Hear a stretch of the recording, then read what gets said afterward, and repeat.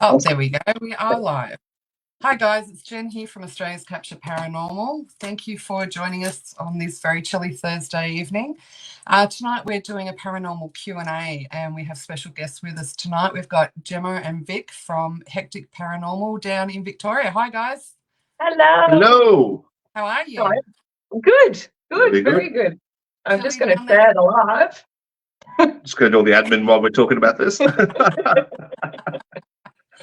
So, guys, tell us a little bit about who you are, your team, and how long you've been in the field and what got you into the field. Okay, so for me, I started Hecktic Paranormal 3 years ago, almost 3 years ago now, with my friend Kate, who you had on a couple of weeks back now. So we started pretty much, we'd met each other one day and just got along like an absolute house on fire, and that's where Hecktic sort of evolved from. So I had a bit of an experience when I was younger. I was about 15, 16 when my nana passed away, and I thought I saw her on the side of the road on the way home. Oh, wow. It wasn't, obviously, but that's what really sparked my interest in the paranormal. I really wanted to know, was that just me grieving and the wanting to see my nana again, or did I actually see my nana? And obviously to this day I still don't really have an answer to that question. Did she manifest just so you could see her because she knew you were grieving and you needed to see? Yeah, possibly, who knows? So that's what started my journey off in the paranormal, and since then I did numerous tours. I got into it quite heavily with my dad. My dad's really interested in it. He's part of Hecktic Paranormal as well. Oh, that's cool. Yeah, love it. It's the best. My favourite team member anyway.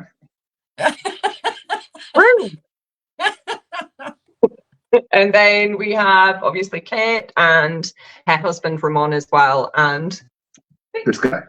It's a nice small team. We like to try and keep it as tight knit as possible. Cozy. I guess cozy. Yeah, but it's family basically. Yeah. I think so. I think, it is pretty much from my dad. Yeah, that's exactly right. Yeah. But it's good to have a nice tight knit close group. Yeah. And then we just get to meet people like yourself. Yeah. Crazy. If anybody had seen what was going on backstage before. Professional. Or when we thought we were live. Okay, let's say hi to Sharon. Hey, Mum here. So is Sharon your mum? Sharon's my mum. Hi, Mum. We got Sarah. Hi, Sarah. Kylie. Hi, Kylie. Everyone's here. Everyone's here. So, Vic, you're just sort of new to the paranormal? Yeah. I'm sort of, as far as investigating and being a part of a team and whatnot, very new. I sort of only done it when I met Jem, 2.5-ish years ago, whatever it was. Yeah. Went on a couple of investigations with her back then, and then recently been a bit more active with the team. And since start of the year, really, I've sort of really jumped on with it all. And I've had a I wouldn't say history with paranormal and stuff like that, but I've had earlier in my life, like when I was quite young, I felt like I had a couple of interesting experiences. I was actually born over in India. Yeah. And not long before we moved over to Australia, I was 9 years old. And I had a couple of experiences back to back where we were all staying at my grandparents' house. Yeah. And I thought I'd seen a young boy hanging around inside the house, and I freaked out as a 9-year-old kid. And my grandfather walked out and opened the fridge. The light of the fridge got hit the kid, and he knocked the vase off the TV. And I thought I dreamt it all. Woke up next morning, the vase was broken. And then a couple of days later, I was playing cricket in the street, and there's a big laneway right next to our house, and I hit the ball past the gate, and there's a big house property at the end of that gate. The ball rolled 20, 30 metres to the other side of the fence. Seeing the boy there, called him to send the ball back over. He didn't move. I realised it was the same boy that I'd seen in the house a couple of days earlier. Wow. Yeah. Give me goosebumps. So, And yeah, and me and my friend, I looked at him, I said the same thing to him. So we'd gone to his grandmother who lived in the house next door. And what we'd found at that house at the back of the property was actually abandoned and had been since I'd ever known. And we'd found out that the family that lived there, the father apparently, the mum and the son had died through some really tragic circumstances involving the father, and the young boy's body hadn't been found. So, sorry? At the father's hand? Yes, yeah, at the father's hand. And the young boy was 15 years old. I didn't see any photos, but it was the same age, same description as the young boy that I'd seen. Oh. So, yeah, so that was, I mean, look, I was 9 years old, so you can take from that what you can. I had a couple other, interesting stuff as I got older. So I'd always been interested in it and had a belief system surrounding it to a certain point. Yeah. And then obviously meeting Jem as just sort of enabled that in all the weird and wonderful ways afterwards. I think that's interesting that you say that you're only 9, so take it as you will. But the fact that you have such a strong memory of it still to this day, to me, I believe that is not something that you imagined, or it's not something that you had seen and then it was suggested to you. That's a real actual. It's happened because as a young child of that age, if you had dreamt it, if you had been an imaginary friend, you wouldn't have such a strong memory of it. Yeah, well, I like I said, I think the second incident sort of affirmed the first one essentially. Yeah. And yeah, so and it stuck with me. I told that story a few times and stuff, so it's really stuck with me. And then once I found out what she was into when I met Jem, that was the first thing I told her. So I had this thing happen to me when I was a kid, and so I'm not a non-believer. I'm a non-believer in a lot of the people that sometimes can purport these things and make something dance when there's not necessarily something there. So I'm quite cautious of that. But each person to their own. So yeah. Yeah, it's interesting. I always find it interesting when people have those experiences as children, because myself, my earliest memory of seeing spirit was around the age of 5, and unfortunately, it wasn't a very nice graphic for the spirit that I saw, and it frightened me. And after that, when another spirit came through, I didn't realize they were spirit because they looked nice. I was expecting spirits to look like the first one, that was very disfigured and everything. So I always find it interesting when people have those things as kids, because we're more open to it when we're children. It's only when we start growing up that you sort of start fearing that I can't say anything, or they'll think I'm crazy, or I won't fit in, and that sort of stuff. So yeah, interesting. All right, cool. Well, we've got Louise, Timothy, and Al. Hello. Saturday Tim. What was that? Go Saturday Tim from Al. Oh. Timothy is I used to investigate with Timothy. Oh, okay. So he's another paranormal investigator as well. What's a paranormal? It's coming out of retirement for the weekend. Oh, okay, excellent. Now, where are you guys off to this weekend? We are heading back to one of our favourite places, Geelong Jail. So excellent! I'm so excited for it. We will be sleeping over at the jail. Yep.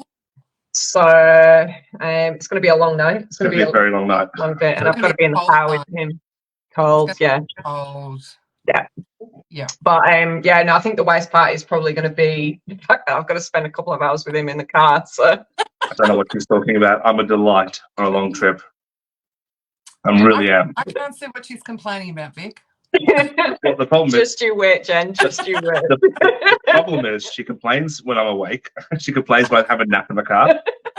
There's just no winning. Okay, guys. Well, tonight we're just going to talk about a couple of. We get asked a lot of questions, and you guys probably do too. So I sort of pick my favourites, or the ones that I get asked a lot, because it seems like they're ones that a lot of people are asking. So our first question was directed to our team, but it would be the same for every team. I was asked, what are the biggest misconceptions about you and what you do? I think the biggest one for me is with social media now and YouTube and the amount of paranormal teams that there are, you get to see a lot of content. You get to see a lot of paranormal investigations, we'll just say that. Yeah. And the biggest one for me would be that we all run around in the dark with flashing lights that make alarm bells and, you know, all that kind of thing. When in reality, yeah, to a certain extent, we do run around in the dark with pieces of equipment, but there's also so much other stuff that goes into it. The research, the preparation, trying to organize everybody and put everyone together and figuring out if we all have the same sort of common goal, or do we have any goals that we want to achieve. Like what we've done, we've sat down and we've written out a plan for the weekend of what we would like to achieve and what we'd like to do.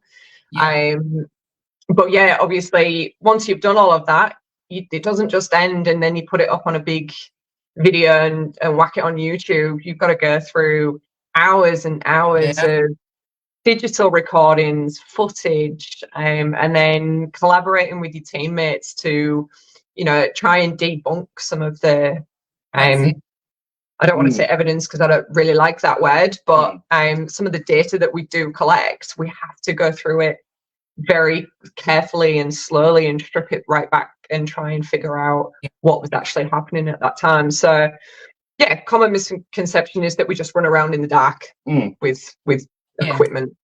But there's so much more that goes into it. Well, there is, and I think that's one of the things we find too is that a lot of people watch these TV shows, mainly the American shows. That, I mean, we've all watched them and everything, and while they're entertaining and they're great for beginners to learn some of the processes that you can do and how to use some of the equipment, I think a lot of people think that it's you know, we're going to go into a location and we're going to spend a couple of hours there and we're going to have all this footage and we're going to have all this evidence. And in actual fact, we've had very little to nothing. And all we've got is, you know, a sore back from sitting on a cold floor in a cold cell, or, you know, we've got a nice jacket that's covered in spider webs because we couldn't see the spider webs that we walked through. There's all those sorts of things that I think there's a lot of misconception there. Also, too, is the fact that a lot of people say to me, "Oh, you are crazy for doing that. You'll get possessed." Really? Yeah. No. No. Yeah, and like I'm relatively new to the whole thing, and what you just said then is something that I've come across a lot too. So my mates don't know me as being interested in the paranormal investigation stuff until reasonably recently, because it is reasonably recently since I've been involved in it. So they first asked me, like, you know, oh, do you cleanse yourself? Do you do this? Do you do that? You know, you must be, you're crazy to do this sort of stuff, and don't you get scared? And I'm like, no, I'm really brave. I don't really ever get scared at anything. And well, how brave he is in Geelong. Oh no! So he's actually sacrificed me before in an investigation. Oh, well, I was just giving the demon what it wanted, really. Sending her back to where she came from. Oh wow! Oh wow! That's noted. You just be careful. But yeah, so you get the same sort of thing where people have just the misconceptions of that it's dangerous, it's creepy, it's weird, it's yeah. And it's all of those things, but also fun and interesting, and we get to enjoy some really cool places, even if nothing happens. Yeah, that's right. And I just see it as I mean, me personally, I don't just go out for the paranormal activity. I go for the history and the personal experience of just being in a place that's got so much history that so many people walked there before I did, and it's about trying to be in someone else's shoes for a little bit and think about, you know, what their life might have been like, what their struggles would have been, and I guess a little bit compassionate towards spirits that may still be there that lived in a completely different time and had different struggles to what we have. And if in any way that I can help them, a lot of the times you can't, but if even if they just want to be heard or noticed or whatever. You know, I think that's really important. We've just got a few people here. I've lost Timothy James. I did it for a number of years and I could count using only one hand. Now he's put out a word there that I can't say, phenomenal, that Oh. I I struggle with that one too. Sharon, hi Timmy, Al, a lot of the stuff on YouTube is for entertainment only. Yeah, that is true. Absolutely. Robert Jones, so much research. Hi Robert, how are you going? Excellent. All right, so question number 2. People say that they get psychically attacked. What does that really mean, and have you been attacked? So we've had this, as a group, we've had this discussion numerous times, and I think it's all down to personal experience. What you would perceive as an attack, I might not necessarily perceive as an attack. For instance, there was, when we were at Geelong Jail last time, you had your arm pulled. Yeah, I had an incident, but I had a situation. It's my first real interaction or experience in that situation, and I was leaning on a wall, had my arm tugged there was a cell right where I was leaning against, and it's been tugged towards it, and that was quite frightening at the time. I mean, in hindsight, it wasn't aggressive at all. At the time, your anxiety's through the roof, and you're sort of, that emotion comes into it, and you start thinking that it's, not the best. I went and sat inside the cell for a bit with Kate. Spent some time in there. Felt there was someone with me the whole time, besides Kate, and was quite ominous feeling. And like, if I was in that moment, you asked me the question, did you feel like you were being attacked or you were, vulnerable to anything? I would have said absolutely, because I had to dart out the door afterwards to sort of calm down. But looking back, not at all. It was just, if there was something there or whatever I felt, it was probably just trying to reach out, and communicate in the best way it could. So, but at the time, I was trying to think of a way to say it. Not doing well afterwards. Look, it can be, especially if, like, you being relatively new to it, but especially if you've been at a location for a number of hours and you're tired or cold or hot or whatever, but you're starting to feel the effects of being there for a long time and something happens, your emotions are already on edge. Yes. So a simple spirit connection where they're like trying to hello can be heightened because of your emotion. Also, a lot of people, we all react differently to spirit's touch. Some of the spirit touches that I've had are just a slight little thing on the hair or the arm or the leg or whatever. There's been other times where I have been scratched quite viciously, I would say. There's been times where I've felt like someone's hit the back of my knees with a baseball bat, and to the point where I've fallen forward. Oh, wow.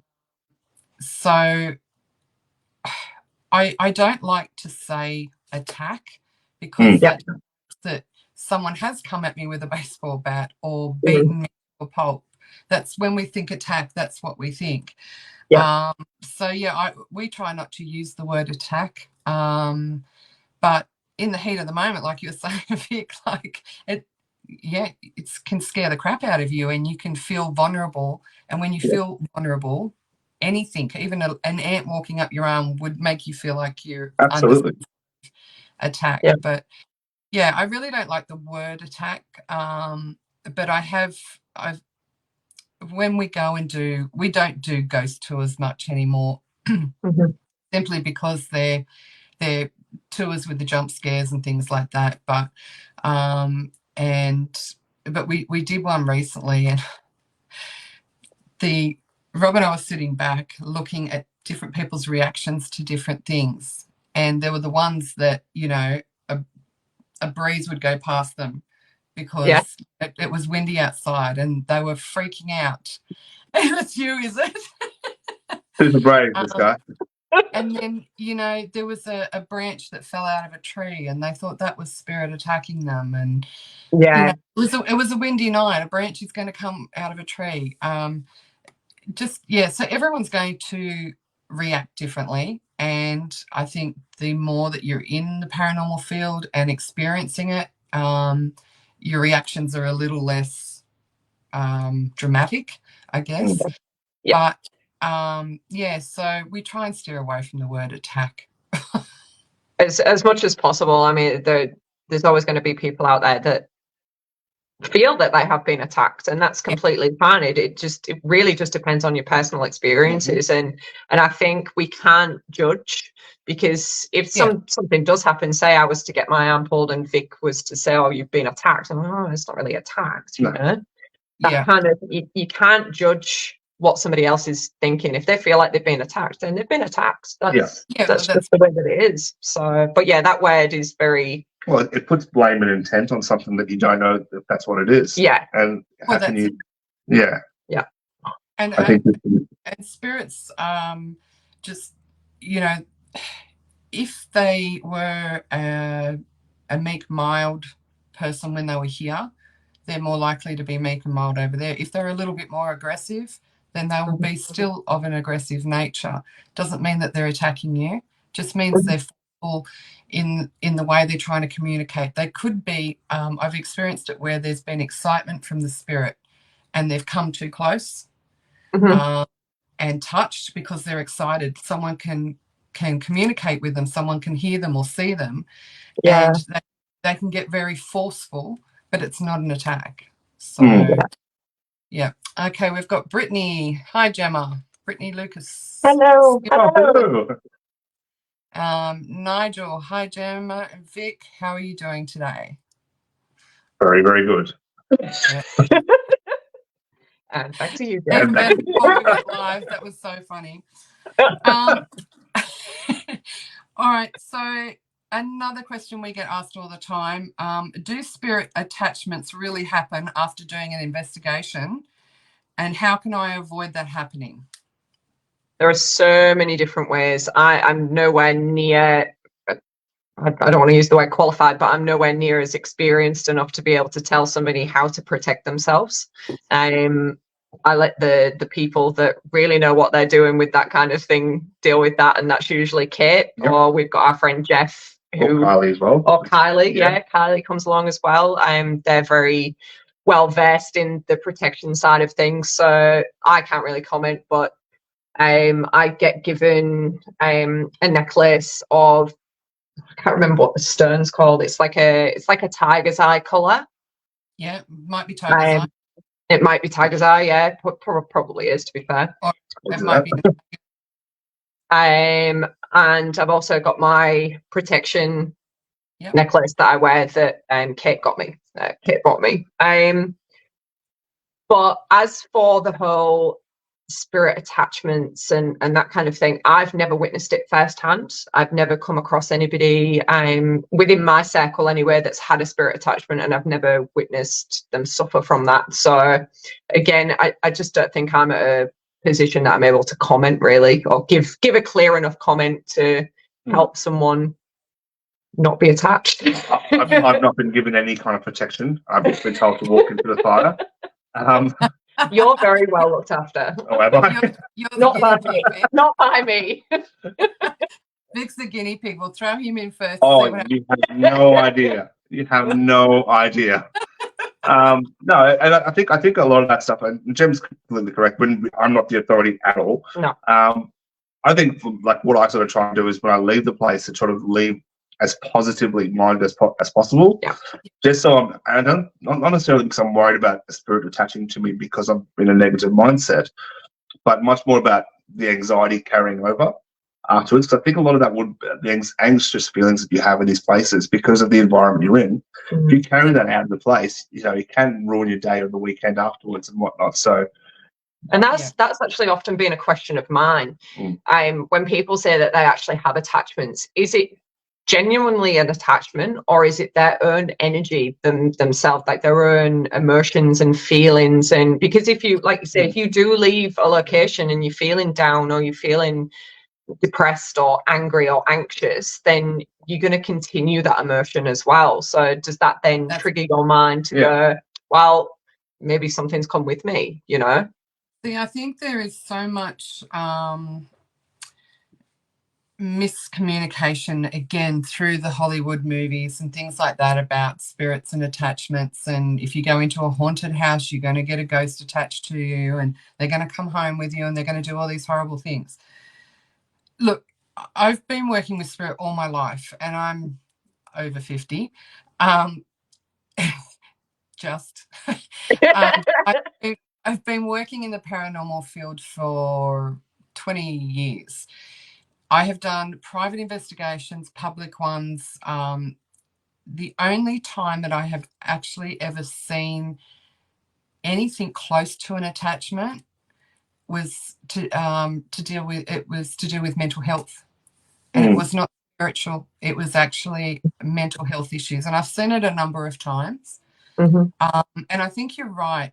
When you go into an environment that has got a horrific history, the energy in that place is horrific. Even if you don't have mental health, but especially if you do have mental health, you're spending a lot of time in there. You could be spending 6-8 hours doing an investigation that is taxing on your body and your mind anyway, and you're tired, and maybe you haven't eaten properly. So your mental health is then depleted even more. You're hearing, if you've researched all the history of this place, and you're hearing this one got murdered and this one died and a baby died and this one committed suicide and all that sort of stuff, that all, it's like a little black dot, each of those, from each of those stories, and that sits on your soul. So when you leave there, if you are not feeling grounded and protected, you are going to take that home with you. It's not it's not a spirit attachment. It's actually an energy attachment. And that's why it's really important to protect yourself, not just against spirit, but against energy. And it could be energy from the other people you're investigating, even if you're, best friends, or husband and wife, or, daughter and father. Each person walks into an investigation with their own energy of what's been going on with them, with their physical health, their mental health, their work life, all that sort of stuff. So we have each got a different vibration. If I come out on an investigation with you and I've been sick and I've had a fight with hubby and the kids are pissing me off, I'm a bit angsty. And you are going to feel not only the energy from the environment, but you're going to feel the energy from me. And you, unknowing to yourself, you will take my energy on. Yeah. So 100%. I think that I do believe that spirit attachments can happen. In all my career, I've never seen anything that I believe is a spirit attachment. It's always been an energy attachment. And not always, but a lot of the time it's because there's a history of mental health. Yes. Yeah, I think the closest thing that I've ever come across that comes anywhere near the realm of spirit attachment was when we went to the bridge last year, I think it was early last year. And we're not even sure if it was an attachment, but we'd gone to a place briefly, had the weirdest, intense feeling of negativity as soon as we got out the car. We weren't out of the car for more than 5 minutes because it was that full on. Yeah. And we decided to leave. And that energy stayed with us for a good couple of Ks up the road. And it was like, gone. Yeah. And it was that's the closest thing to an attachment. It could be just the energy of that same place hanging around. Same place. Yeah, that's right. Let's have a look. Brittany's saying super brave, Vic. Karen's saying, Vic, you have a teddy. Vic has a teddy. I'll get it. Vic does have a teddy. The teddy was kindly given to him at the St. Anna convent because he struggled to sleep at night. Oh, that's so cute. But we've called it Little John. Little John, the worry bunny. You should call it Braveheart. Definitely not. Doesn't help him be brave at all. No.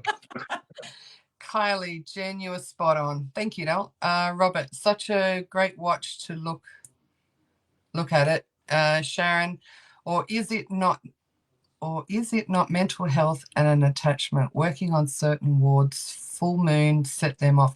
That was another question I was going to ask you. We're getting close to full moon. Does that affect you guys personally, and do you think it affects investigations? Well, sometimes I think it does, and other times it doesn't do anything. But it was actually, was it a full moon last night? I don't know. Because I don't sleep well. I don't sleep well. Couple more nights. Yeah. So I don't sleep well on a full moon. Never have. And I don't know whether it's just because I know that it's going to be a full moon, or somebody's told me and I'm like, oh, well, that's it now. I'm not sleeping. You know what I mean? Whether it's that. But weird things seem to happen on a full moon, and I can't quite explain them. Look, I mean, I think last time I went to Geelong was almost a full moon too, wasn't it? Yes. It was quite full. I think, look, I'm not weird to say this when you're as a paranormal investigator. I'm not overly superstitious. But I'm not either. I'm not either.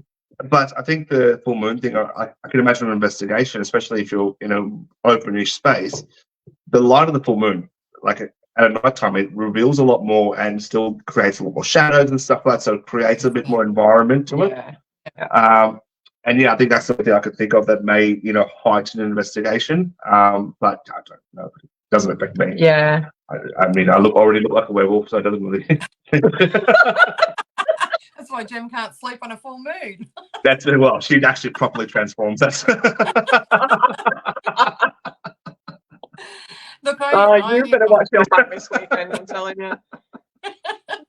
I never used to think that the full moon affected us, our psyche, until I started working with homeless patrons in our local area, and I did that for many years. And I wasn't an avid full moon watcher or follower of the moons. And what was that? The dog. She's been weird. Yeah, weirder. She's been weirder than normal. But I noticed that when I was working with the homeless, that their moods would completely change around that full moon period. And the full moon doesn't really affect me. It's the new moon that affects me. Full moon, I think, has I do like doing an investigation, especially when you're in an outdoor location, because like you're saying, Vic, is that you've got more light, but it does cast those extra shadows, so that can cause issues. But the new moon for me is more of an issue, not being able to sleep because my energy is just so ramped up. Just pinging. Just pinging. Yeah, so but I've never really noticed it. There's been quite a few investigations we've done over the years on a full moon, and I've never really noticed a massive change in the activity. Yeah, it's not something I really take into account. I don't think I've ever really paid attention to what stage the moon's at on an investigation, but I might now. Well, the only reason I mentioned Geelong was because I remember looking up and going, "Oh, it's kind of cool." I think I got a picture of it. Yeah, I think we did. Yeah. I mean, I deal with the full moon and the new moon in the witchcraft side of things, but as far as the investigation side, I've never noticed that it ramps up energy or changes it in any way. But I guess a lot of some people have said to me that they are affected by the full moon. Maybe if they were out investigating, who knows? Yeah. I'm definitely going to take it into account there next time we go. Well, it's supposed to be a full moon when we go now. So on Saturday. Yeah. Well, didn't you say it was 2 days? 22nd. Ah, that's Saturday. Oh, interesting. Okay. We'll report back. We'll let you know. Vic, just get a file for the fangs, mate. Yeah, for her fangs. Yeah, for hers. Just be careful. This is what have we got here? Robert, I think Gemma will leave Vic there on the weekend. You're not wrong, Robert. I'm driving up. That's fine. This is a very personal question, and feel free not to answer it. I've been asked, do you believe in God, and how does that influence how you investigate? I'll answer that first. Yep. No, I don't particularly believe in the God that you would think of, Jesus and that sort of thing. I believe in higher beings, not just one, but many. And my beliefs are all based around nature, the universe, that sort of thing. So to that, I would say, I don't want to say no, I don't believe in God. I believe in a higher being, but not one that necessarily everyone else believes in. And how that influences how I investigate, I do take into consideration the different times of year, things happening, through nature and that sort of thing when I do investigate. I think that because I'm so connected, and witchcraft is a nature-based belief and lifestyle, I think that I'm more connected to the natural elements, and that's how it affects me when I investigate. So, so I feel free to answer that question, or feel free to decide not to answer. Yep. It's up to you. I really don't like bringing religion into it's always something to be cautious about, but I'm not really shy. Really? Would never have guessed. No, but look, so I'm Catholic by was raised Catholic. I'm not practicing it. So Catholic by trade, then. That's Catholic by trade. Yeah, I'm just Catholic by trade. No, I'm raised Catholic. I'm not practicing in the slightest. I tell my nan to do all the praying for me because he listens to her, not to me, and that's fine. Yeah.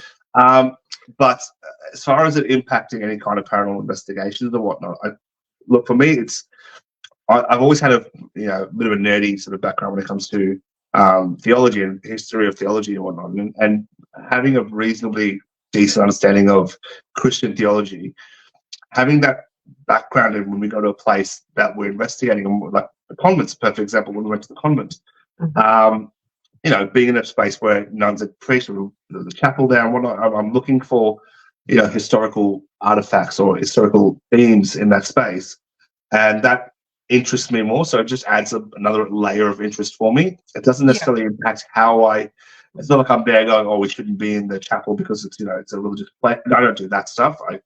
I'm very pragmatic about that.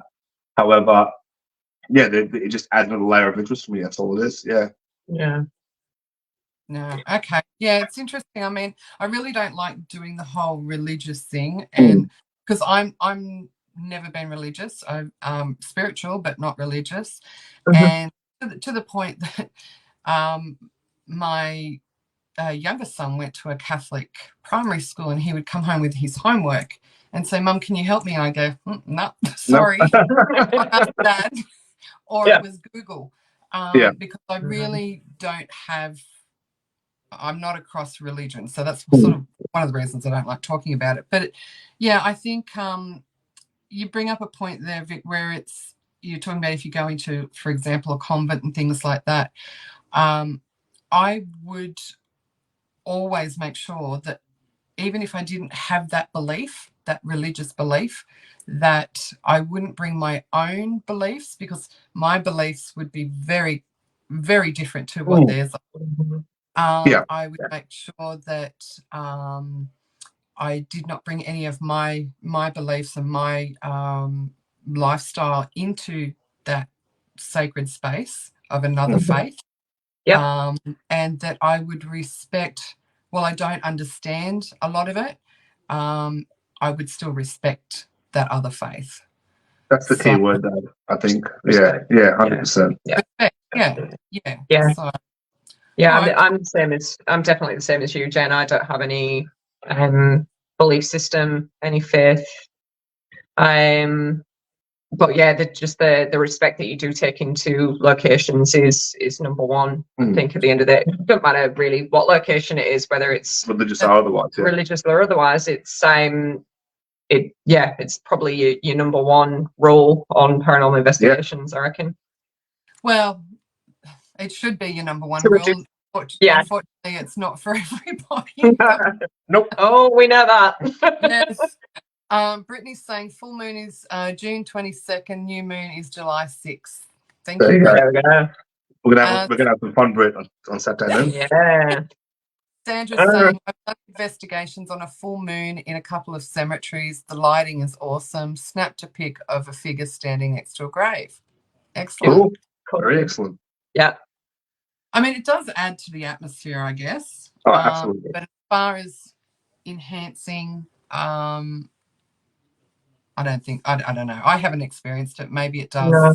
Just have It's not something that I've ever really paid attention to, like I said before, so I wouldn't really know if there was a difference in the investigation. And generally it's a new location anyway, so might be something to look at this weekend. We're lucky because we've been to Geelong 6 or 7 times now. We've investigated it a lot of times, so it'll be interesting to see if it is heightened and if we do get a lot more this time around. But also now you have to be careful because there's that power of suggestion. That it will exactly right. That's the other I'm side very of it, easily led as well. It's true. It's all true. Okay, so next question is, what attracts you to a location to investigate? So what is it about a location that you go, ooh, I've got to go there? History. Yeah. Yeah, me too. 100%. Yeah, without a shadow of a doubt, that's the main reason. I mean, I'll investigate anywhere. I'm minus cemeteries. I don't like investigations at cemeteries. Just because it's the last place of rest, you know, for a person, and the respect that you've got to have for the families of people that are laid there. I know I wouldn't want anybody trampling over my nana and granddad's graves. Putting a K2 meter on top of the system. Yeah, I don't know. It's a bit ick. It gives me the ick. But I think with history. You have to be careful because I've seen so many teams go out and investigate a cemetery, and if that's what you want to do, that's fine. I mean, I've done it. Yeah. And I will still go out to historic ones and look around, and if I feel something there, I'll do a bit of investigating. But I've seen so many people put up photos of graves, people's graves. Yeah. And my theory on that is we need to be extremely careful doing that.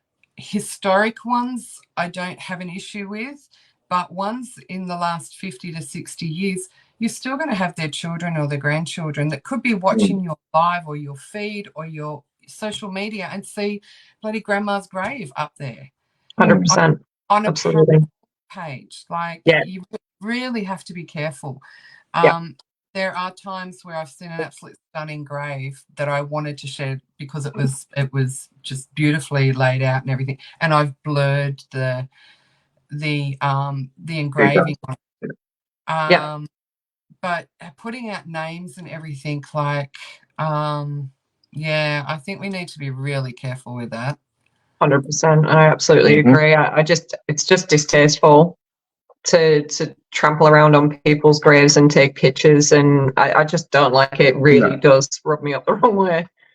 But we were talking about I think it was last week when we did a live about a certain cemetery that's out near our way, and it's very popular. It has been for years. There's big folklore about it, and so many people go out there, and it's called Sarah's Grave, and you go out there and there's all sorts of stories about what happens to you when you go out there, and that everyone's going out, all these, and I'm going to call them hacks because we've got no hacks here, so I can say hacks. I can't see any hacks on our feed tonight, but you get all these bloody YouTubers that go out there and they know squat about the actual real story, and they go out with a camera and they do one of their TikToks or YouTubes or whatever, and they absolutely disrespect the history of the place, the people that are buried there, and they're going, oh, it's epic, it's so active and all this sort of stuff. It just gives me the shits. But also, too, what I think a lot of people say they pick up spirits in a cemetery. What I think they're actually picking up is residual energy, but I don't necessarily believe that it's from the people that are buried there. What I feel a lot of the time is that if we have a loved one that's passed away and they get buried and we go and visit, we're emotional. Especially when it's a new death, and you think about at a funeral, you've got 20, 30, 50, maybe 60, maybe 100 people around this grave all crying and grieving. We're leaving our energy imprint in that environment of sadness and all that sort of thing. So I think a lot of that stays in the environment.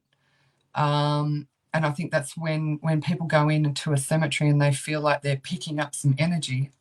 I believe that a lot of the time it's that residual energy, not of the one that's passed, but of the ones that have come and grieved for them. Yeah. You know, Right. so I don't know. That's just my theory on it. But I've actually never thought of it like that. Yeah. It's interesting. So that's it, yeah. Like we've gone to a few cemeteries just to sort of walk around and have a look at, similarly to you, like look at the place and some of the historical ones especially.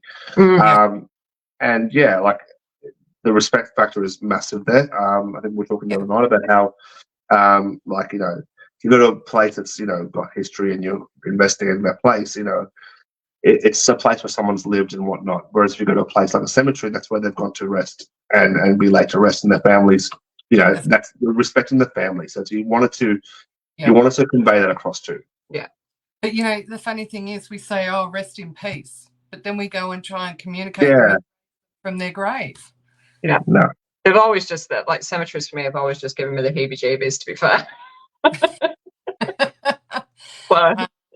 Okay, so we've got Sandra saying never post names of headstones or newer ones. That's right.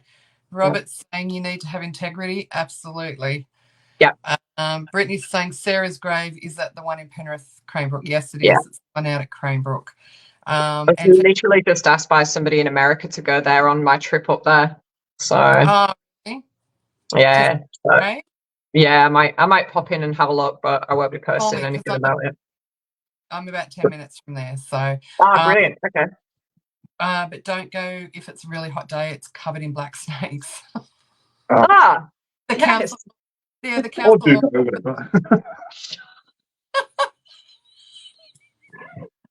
you know what?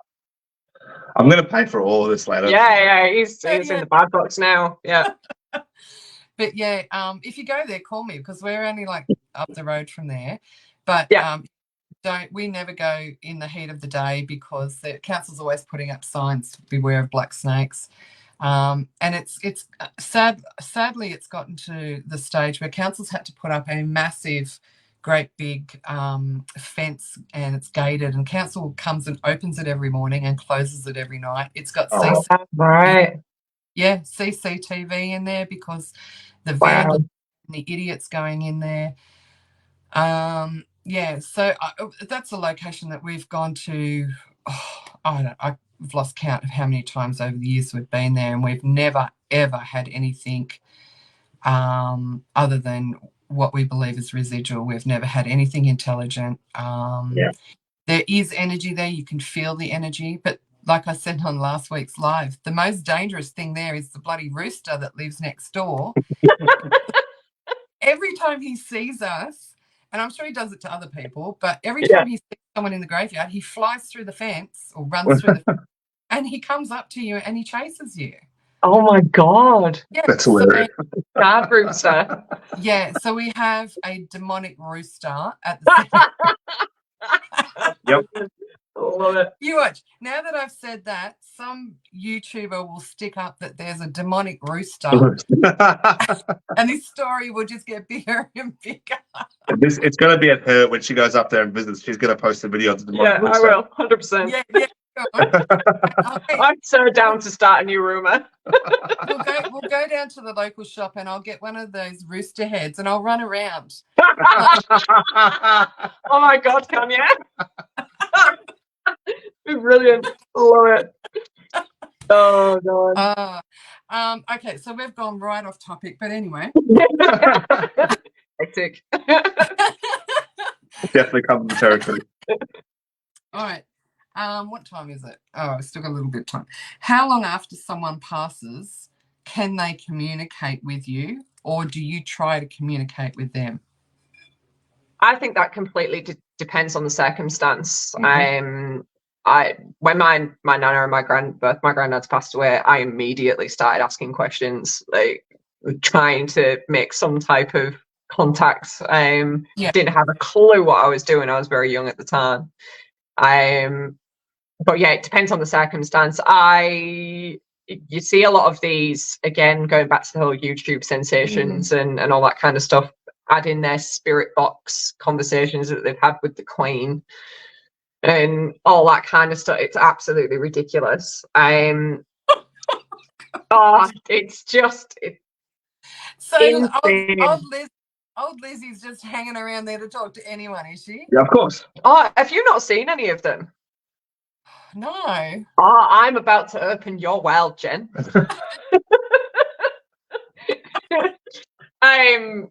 No, wow. it's that bad. It's so silly though. Michael Jackson, and who else have we had that's passed recently? That Prince Philip as well. Prince Philip, yeah, we've had all of that. Yeah, it's an absolute minefield of trash. Well, I think one of your commenters, Robert, one of Rob. I'm not sure. Yeah, I'm not sure who it is, but mentioned something about integrity earlier. Yeah. There's not a lot of that on those ones. No.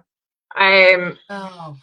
I guess if you're doing it privately or if you're doing it in the public eye, it just depends on on the circumstance. I don't think there's a certain time scale or a schedule that you've got to run by to try and make contact with the other side, with a loved one or with a friend or. Yeah, I think the only thing I'd add to that is not that any of us would obviously do this, but to exploit someone else's tragedy in that situation. So if someone's going, my mum's passed or my dad's passed or whatever it may be, and then as an investigator, I can help you communicate with them, or I think that's many times do you see that? How many times do you see that? It's very gross. It's very gross.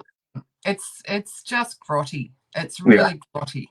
Yeah. And then you've also got the people that I'm going off topic again, but you've also got the people that say, I'm going to go and help them. We don't charge. And then they go in and they go, you've got a demon. Yeah, no. And then they've got it just. It's a rooster. I'm going to start saying that. That's it now. That's the new thing. The demon rooster. Yeah, totally off topic, but that frustrates the absolute hell out of me. Yeah. Look, I think for me as a medium, I have been asked many times over the years by loved ones to try and contact someone that has just passed. And I really don't like doing that because I believe that, and we don't know, and we will never know until we get to that point ourselves. But I believe that someone that has passed, for whatever the circumstances, deserves the time to do their life review, if that's what we actually do, is to do our life review, is to meet up with the other spirits that they're meant to meet up with, whether it be family or friends or whatever. I believe that they need to get settled in where they're going. And there's probably a whole heap of processes that our spirit needs to go through when we pass. And I don't believe that it is my job to try and bring them away from that and try and communicate with them for their loved one, even though their loved one's grieving. I've always explained that to people and said, look, I'm really sorry.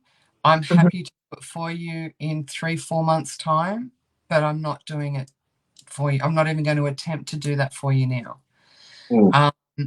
Also, too, I don't like the fact that when you're in such a vulnerable state, you're not really listening to the messages that are coming through, and the messages that come through can be taken so many different ways. Now, I always enjoy when I'm able to bring through spirit for someone, and it can bring them closure to whatever, their grief or whatever, something that's happened in their life. I like being able to bring spirit through so that they get comfort and more understanding of that our loved ones are never truly gone, that they're still here. Mm-hmm. But I just find it bad form and disrespectful to try and contact someone straight after they've passed. Now, in saying that, I have also had spirits that have passed away just a few hours ago and then come to me and wanted me to get a message to their loved one. And that I don't have a problem with. If they've come to me with message, I'm happy to pass that on, but I'm not going to go looking for them and trying to communicate with them. Then if they come to me and they give me a message, I then have to try and decide how to delicately put that across to them. So I don't believe that we should be contacting our loved ones straight after their death.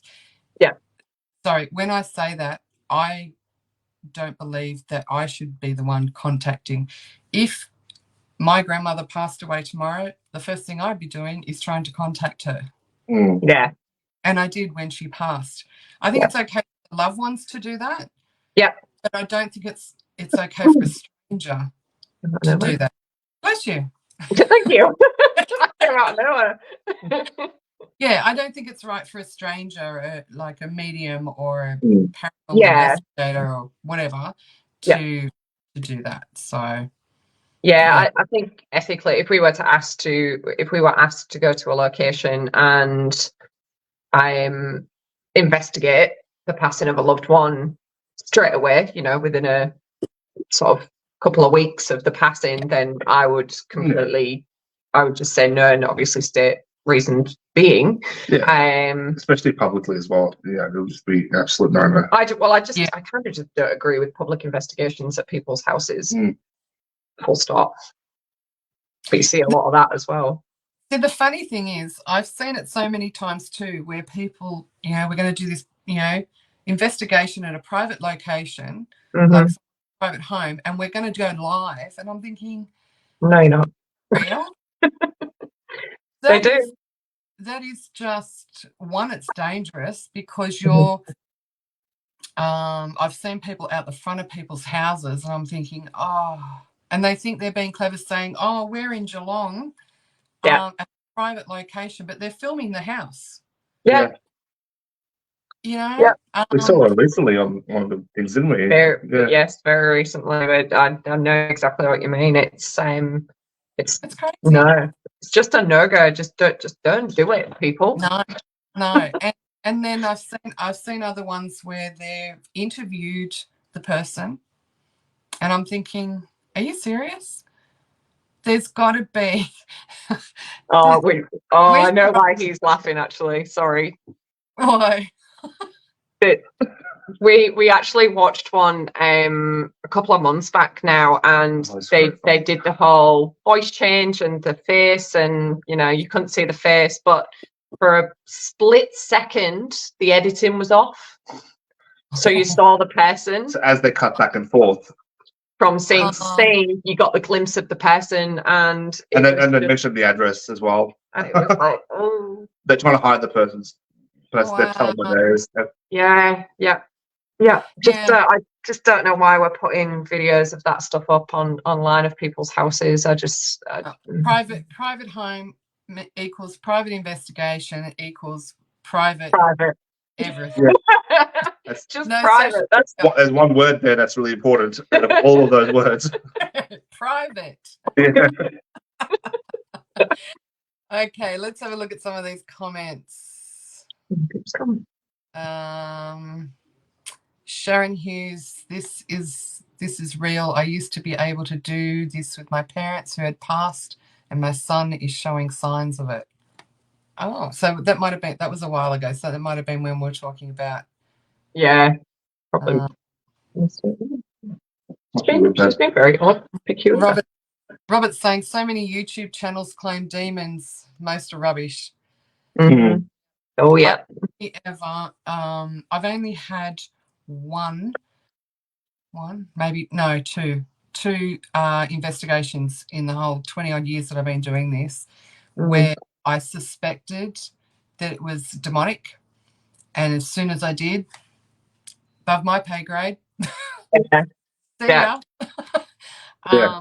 And then we put them in contact with people that I thought might be able to help them more than what I could. Yeah. But I'm out of there. One of them was dealing with a child who was very influenced, and I witnessed it to the point I was in their bedroom and I was sitting on the floor next to the bed, and I had equipment on the bed, and the energy was just getting really horrific and horrid. And trying to calm it down, we'd asked the family to take the child away from the house. And my leg, I've got it on video somewhere, I've got to find it. I've got a whole stick that I've lost. Hate that. Yeah, and my leg, you can see, is being pulled under the bed very slowly. I'm sitting there going, and the person that's filming it's going, like I'm going, I think it's time to leave. Bye for now. Yeah, and that's where I thought, you know what, it's this is really weird. We're talking about this, and my computer screen just went completely blank. Oh Lord. Okay. Well, you're still live. Hang on a sec.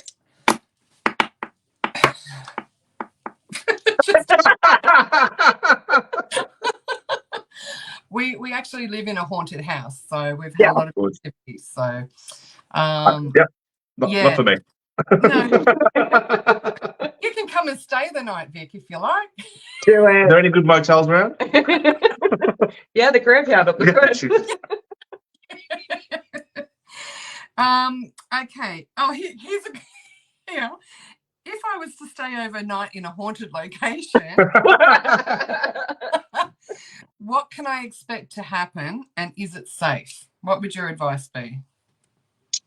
Just be super aware of your surroundings. It depends. I mean, we've stayed at the jail before, so we know what to expect. Actually, I haven't stayed at the jail yet. No, you haven't. Sorry. I wasn't allowed to. No, he wasn't allowed to because he snores very, very loudly. This will be my first time staying at the jail this weekend. And he will likely be in hospital by the end of it. You might get delegated to the car park in the car. Oh, I'd be lucky to get to the car park. There's a couple of outside cells that they might put me in. Yeah. Yeah, I guess it just depends on where you go. I mean, obviously, be super aware of your surroundings, know where you're going, who you're going to be with. Are you with people that you can trust? Mm-hmm. Yeah. I mean, you're never really going to know if it's safe until you stayed there. Yeah.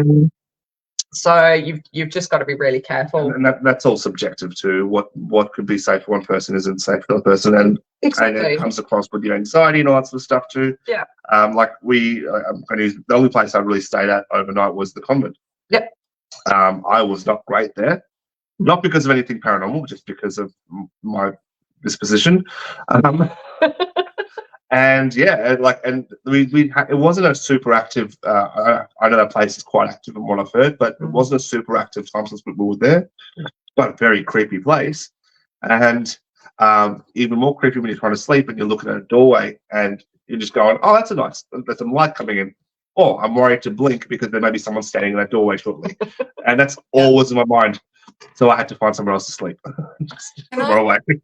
Can I just ask, that thought that you were saying, I mean, that's very real, and it doesn't matter how long you've been investigating the paranormal or if you're first time investigating, is that thought of, if I look away, when I look back, there's something going to be there. Yeah. Yeah.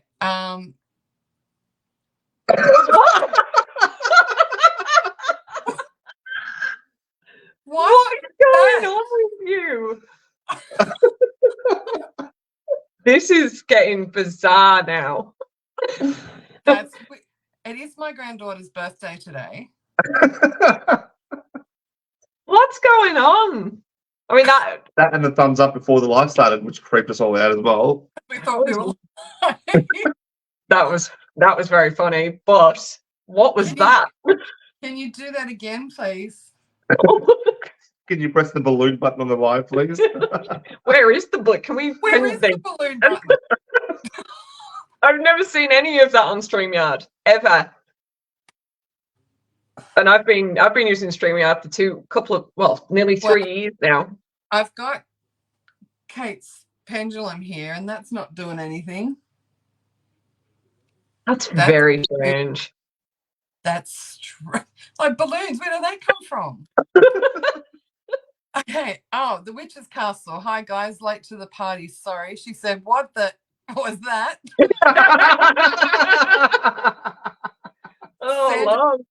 Sandra's saying party time. Apparently, Rob's saying that was crazy. Like, what? I swear, my hands are here. My computer's over that way. It's just hectic. We've just got to wait for the bloody Google thing to go off in a second too. I'm going to have to go back and watch this now, though, to see what you said previously, because I can't remember what you were saying. No, she was talking about the doorway and looking back and forth, and it just went, "Hello, bubble balloons." Right. So, oh, geez, that's weird.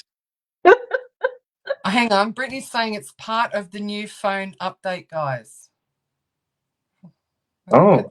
I thought that was only on Messenger, though, not on StreamYard. Yeah, because this is a completely different application. Yeah, maybe because it's linked to Facebook. I don't know. I'm not the tech person at all. It's not linked to Facebook. StreamYard's a completely separate entity. Yeah. Sarah's saying you might have a guest again tonight, Jen. Yes, Sarah. We've investigated with her quite a few times, and she comes here and does the spiritual development class with me. Mm-hmm. And the other night we were sitting talking, and all of a sudden I could hear and feel something in one of the rooms, because we do it at my house, and my son was at work and I could hear something going on in his room, and I was like, oh, I don't know what that is. It's probably just my father-in-law wandering around, because he pops in and pops out whenever he feels like it. Mm-hmm. And I didn't say anything, and then all of a sudden Sarah sort of went like this, and she goes, oh my God, and she completely changed. She felt like she had someone there, and we got the K2s out. The K2s were going nuts, and every time we talked about the moon. But we've also, Sarah, just to let you know, every day since, we've had something weird go on. The other night I was lying in bed, and we have this a sensor in our toilet, and it's like birds chirping and stuff. So while you're in there going and doing your business, you've got all these nice little birds chirping and shit. And that thing started going off at 2 o'clock in the morning. Oh, and no. I was like, turn that off. Yeah. So, and then we've just had some really bizarre things happening. See, this is the thing. This is the thing about the paranormal investigators that I've come across. Why are you all so weird? Oh, this is great. We're living in a haunted house. Things are going off and stuff. Great. Let's talk about it. I'm gone. Bye.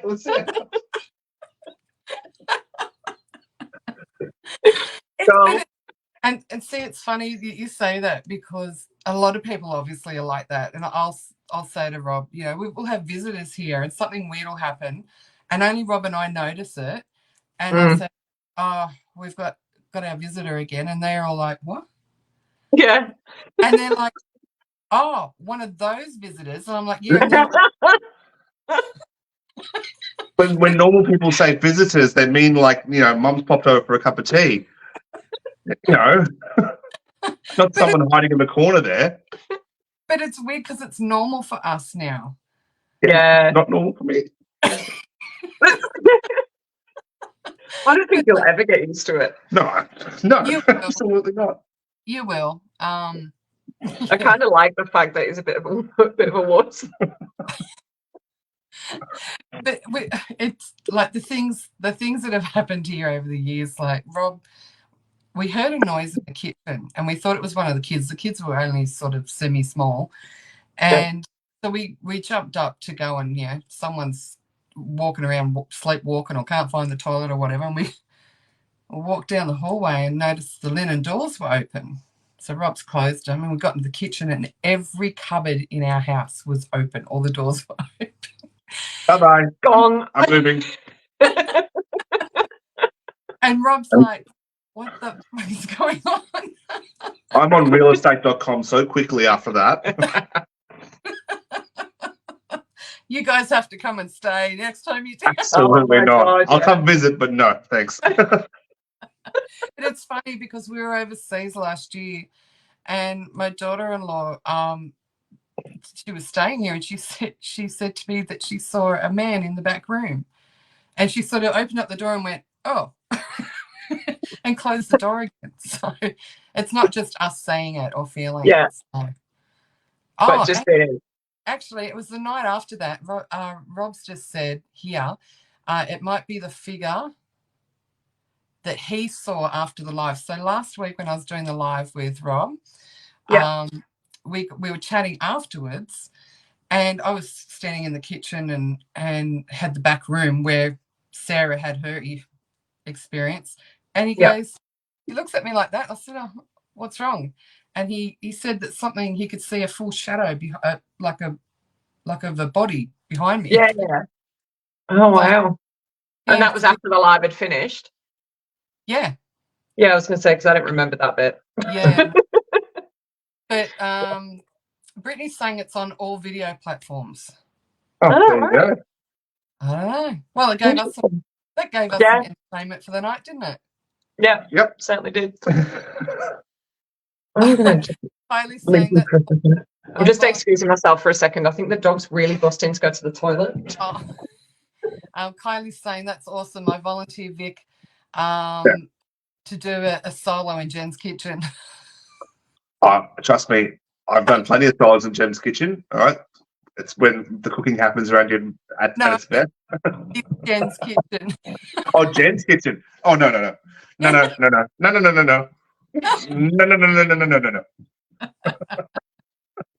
Sorry about that. Okay, so one last question, and this is something that I've been thinking about quite a bit. Do we, as either mediums or investigators, do we validate the equipment, or does the equipment validate us? Now,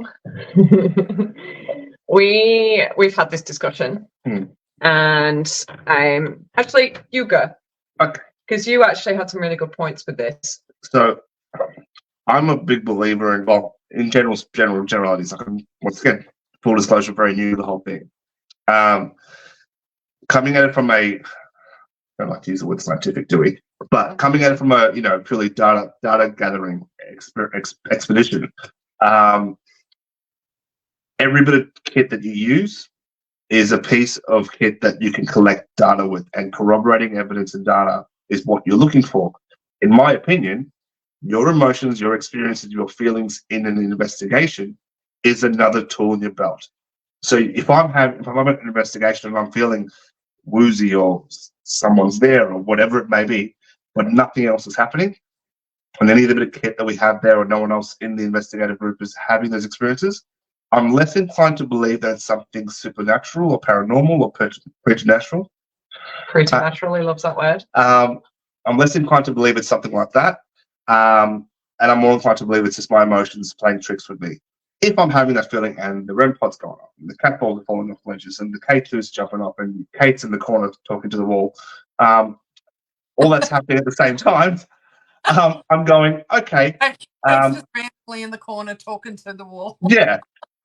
At that point, I'm going, okay, He doesn't do that, by the way. Just to clarify, that's not what happens on our investigation. No, we do our due diligence, and when we Yeah. I told you I'd do it. Don't even set me off. I swear down. No, but I think your experiences is and your own ability in that situation is just another piece of kit in your tool belt. And using it all together to corroborate the evidence and the data you collect, I think that's the way I would approach it. just going, I'm validating the kit and the kit's validating me, or validating me. I don't know if that's the right way to approach it. I think you're collecting it all together and then review it afterwards, discuss it, debunk it, have the conversation afterwards. Yeah, I think there are many other factors as well with that. Because when we use our pieces of equipment, we aren't 100% certain that we are connecting with spirit. As a paranormal investigator, as a medium, obviously very different, because you have that experience with spirit. We don't see that. We don't get that. So for us, it's probably very different to how you view it, as in you're actually channeling spirit and speaking with spirit and then having pieces of equipment go off. You can sort of, I guess, validate that in your mind. Does that make sense? Obviously, it's different for everybody, but I think everybody has the ability. Like, if you've been doing it for a while, and there's only going to be so long that Vic can say he's new to it, because your cherry's it's my first day. Your cherry's really popped, so you're only going to be able to say that for a little bit longer. But what I mean is that you've now got some experience in the field, and all of us, even if we had the exact same experience, as in locations and the amount of times we've been out and that sort of thing, we're all going to feel things differently. 100%. So it might be easier for me to actually connect with spirit, only because it's something I've done all my life, but it doesn't mean that either of you couldn't either. So I think for me personally, we have started to steer more away from the blinking lights and the tech stuff, for a couple of reasons. One was we were spending so much time sitting in the dark trying to, without glasses on, trying to find buttons and pressing the wrong button and thinking we're putting record on, and then doing a whole session and realize we didn't press record, we pressed something else. You spend so much time fiddling around with equipment and batteries and buttons that you're not in that moment, and you're missing stuff. So that's 100%. One of the that we steer away from it. The other one is that the technology is just changing. It changes too quick for me to keep up with. I'm not a tech head, and I'll just get it worked out. I'll just get a piece of equipment worked out, and then they'll bloody change it on me. I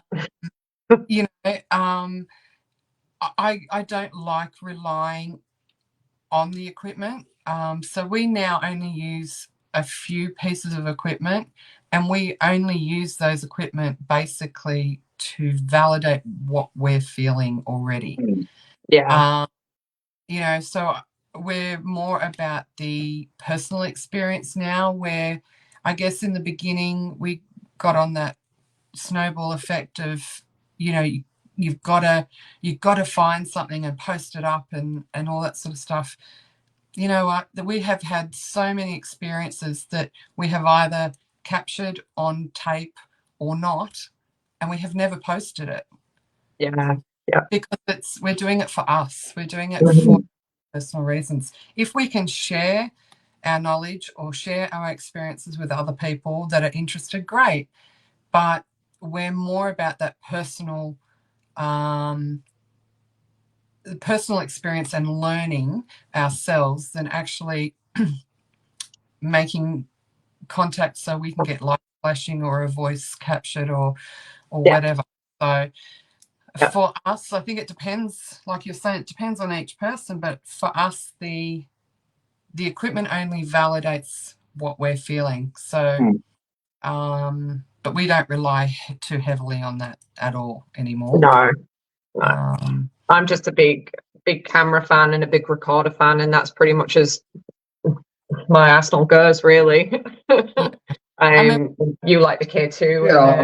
K2. I think it's once again, I know I can't say it for much longer, but being new, like having something there to sort of, to sort of justify my existence, big investigation. You kind of go, okay, cool, I'm doing something.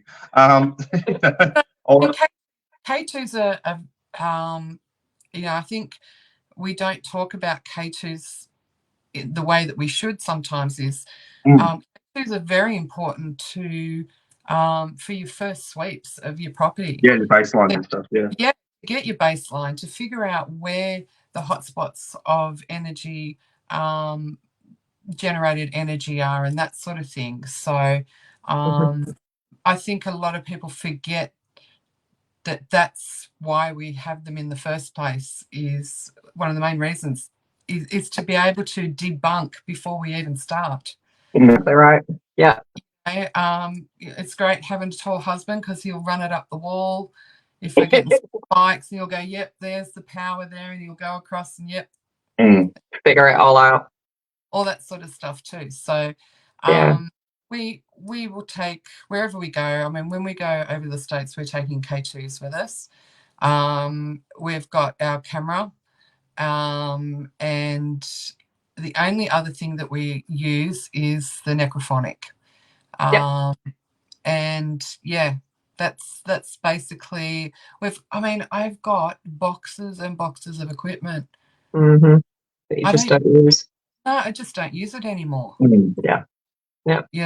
It's I think it's also, in investigation, it's also good to break it up as well. I think that's something we've done in the past where it's been a somewhat quiet investigation, and you go, okay, well, let's try something different. And it's more just to keep us engaged as well sometimes, because you go, okay, you don't want to get too flat because you might, you ruin it for yourself as the experience itself. So having something there to just switch it up.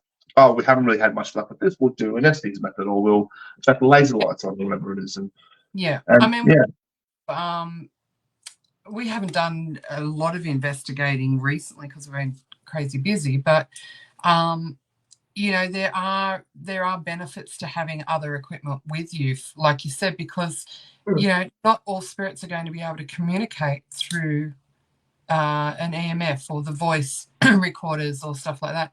We've had it where we can, we take the tipping table because we love doing the tipping table. We've always had great responses on that.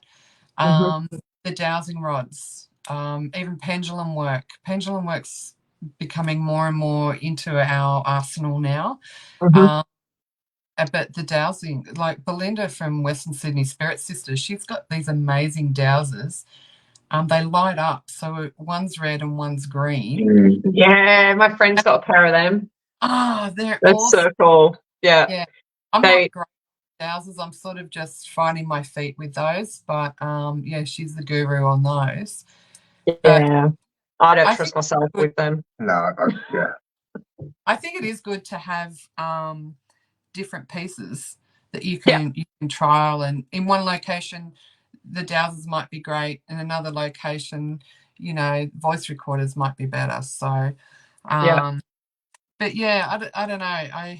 I guess to answer that question, do we validate the equipment or does the equipment validate us? I think it depends on how we investigate and maybe what we're after in our investigation. Yeah, what's your reasoning? So we'll talk about goals earlier on, and that really comes down to it as well, isn't it? Yeah. I think it's probably half and half, to be fair. Yeah. I think there's no right or wrong answer to that question. I think it's how you perceive it at that time, I guess. And as long as you're doing your due diligence. Oh my God, you did it correctly. Round of applause for the chat. You've been practicing. I did it. She's been spent that entire time while you've been talking, doing it in her head over and over again. She hasn't listened to a word you've said there, Jen, so you know. Yes, ma'am. You what did was, so what well. was I answering again? I did so good. You did really well. You did well. You did very It's the little wins. The Witch's Castle, don't tell everyone everything you pick up because it puts preconceived expectations into their head. Yeah, that's very true. Suggested. Yeah, 100%. And I think I try to avoid that as much as possible. So, like when you come out of, because we generally split up. So we'll go into like little groups and say 2 of us or 3 of us. And when you come out, they go, oh, did you get anything? What did you get?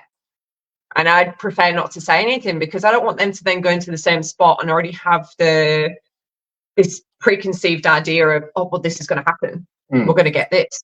It's just, you know, so I tend to keep my mouth shut. I Which think is hard. I think you're contaminating your own evidence if you're doing that. You are, definitely. You know, and it's not that we mean to then do what we call copycat, but it's our human nature. Mm-hmm. You come out of a room and say, well, I got this guy named John, and I go in there and I think, oh, I'm just going to ignore what Jem said and I'm going to try my own thing. If I'm getting nothing, I'm then going to try and contact John. Exactly right. Yeah. It's suggestive. Yeah, exactly right. So it's really hard to make sure you don't contaminate your own evidence by doing those little things, or it's difficult. It's difficult. But you said that you guys write a plan. Yeah, so we've got a whole we've got a whole idea of, because we caught a couple of things that we want to try and debunk pretty much when we go back there, or confirm. So when we go back to the jail, we've got this list of things that we want to do, and then we've got a couple of other little experiments that we've had a bit of a chat about and could possibly work. So we're going to give those a try as well. So we just try and make some little goals before we go to a place, because that sort of, it keeps us on track for Absolutely. one. And then sort of everybody knows where they're going as well at the same. So we're a little bit structured, but not. We kind of. It's not haphazard. We don't want to waste an opportunity to go to a place like the Geelong. No. Even though we go there regularly enough, you don't want to waste the opportunity and go, oh, hang on a second, we didn't visit the West Wing at all, or whatever it is, you know. Yeah. So we've got this plan. Do you research a new location before you go, or do you do that? You research before you go, while you're there, or after you leave? So we have somebody on the team that does all the research. Generally, we kind of like to keep. I mean, we've been to the jail a million times now, so we already know the history. We know the place inside and out pretty much. So when we go to a new location, we try and keep that separate from the investigation. We don't particularly. I mean, obviously, with the bigger places that are quite well known, you know a little bit of the history anyway, so you can't really get away from that. But we try not to go down a rabbit hole of ghost stories and you know, what happened on the 24th of June 1956, you know, that kind of thing. We just try and keep away from it all and try and have our own experience, and then go back and look through the history and see if we can confirm anything that we got through well, EVP I think the one thing we do that's similar in a way that I think it's really good is I say we, I mean the whole team, is the data collection. I think and we all do it slightly differently, but we look at it from a very much a case of data collection. Our goal is essentially to experience anything paranormal, shouldn't say supernatural, but paranormal, and try and record and you know, get some sort of evidence of that. And the best way I think we can do that is by collecting the data, reviewing it, trying to debunk it, you know, reviewing it again, and sort of cycling through that process as many times as possible. Yeah. Excellent. All right, guys. Well, that was the end of our questions, and we've clocked up just about an hour and a half. Oh, Lord. Sorry. It just goes on and on and on and on. But I just want to thank everyone that's joined us. The Witch's Castle, I will write things down through a walkthrough and then give the notes to my trusted person and see what matters when reviewing evidence. That's perfect. Absolutely. I love having these chats to see how everyone works differently. Because it's an opportunity for all of us to share what we've learned or how we do things, and an opportunity for us all to learn something and maybe adapt our way of investigating, or at least try. I think, as much as I hate the word para-unity, it just makes me want to bark. But this is my version of para-unity, is where we can sit and have a chat, invite people to come and watch and interact and put their ideas forward and stuff like that. So Yeah. Just start calling them Parabuddies. Parabuddies. Parabuddies. That's a good one. Yeah. Yeah, like that. Parabuddies. Yeah. I know our friend Kylie, she calls it para inclusion. Yeah. I love it. Yeah, I like Yeah. that. But that I whole don't often feel included. That's it. yeah, that whole para-unity movement of every time I saw the word being used and thrown out there, I'd look at the people using it and go, We just need your screen now to come up with a load of puke emojis. come on, do it. I All love right, it. thank you very much for taking some time out and chatting with us. It was really good to chat with you guys. I'm looking forward to November because coming down that way and hanging out with you guys. Oh, yeah. Might be coming back in March, but we talked about that off. I'm not sure whether I will or not. I might just head down and do some other stuff. I don't know. I don't know what I'm doing yet. I think you should come, Jen. Yeah? Yeah, come down in March. Why not? Why not? Well, we'll speak to you later about our little thing. Yeah. There's a little thing. There's a little thing happening, maybe, Well, possibly. Okay, all right. Well, remind me to talk about our new member. I'll let you guys know. Just so everyone knows, we've got a new member coming who will be joining us, our team, shortly. So a little bit conventional, but he will be joining us probably after our trip. So keep an eye out for that. So is he the ghost in the corner, or is this actually a human being? that would make my involvement in that trip a lot less. Just want to let you know that. I'll introduce you, Vic. Once again, depending on what it is, human or not otherwise. All right, guys, thank you for everyone that's been watching. Thank you. And who will watch. If you haven't already, head over to their page, Hecktic Paranormal, and give them some love and some likes. Can I ask where the name came from? Have you not seen what's been happening? It's hardly been controlled. I didn't want to assume. There's a couple of reasons why we called it Hecktic, but mainly because we are absolutely insane half of the time. Well, no, a good 95% of the time. Everything that we do is chaotic. Professionally chaotic. And not professionally chaotic, just chaotic. Look, we do try and keep ourselves somewhat on the professional level, sure, but it never quite works out that way. So yeah, our brains are just, Kate and I's brains are just chaotic, and for some reason Hecktic just seemed like a proper fit, and we say "oh heck" all the time, so that's why it's spelt the way it's spelt and not Hecktic. I have another theory too. Hecktic only has 2 syllables. It makes it a lot easier for her to pronounce as well. Oh, now he's like the cat out of the bag. That's exactly why we call it Hecktic. I love that.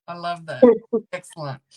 All right, guys. Well, thanks again for joining us. And we will catch up with you later in the year. But I'm sure we'll catch up, maybe do another live. I've actually got Kate on in a couple of weeks' time. When we've got our mediums under the microscope. So it was really good chatting with her and Sally last time.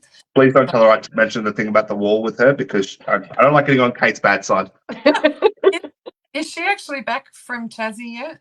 She is, yeah. She's back. Yeah.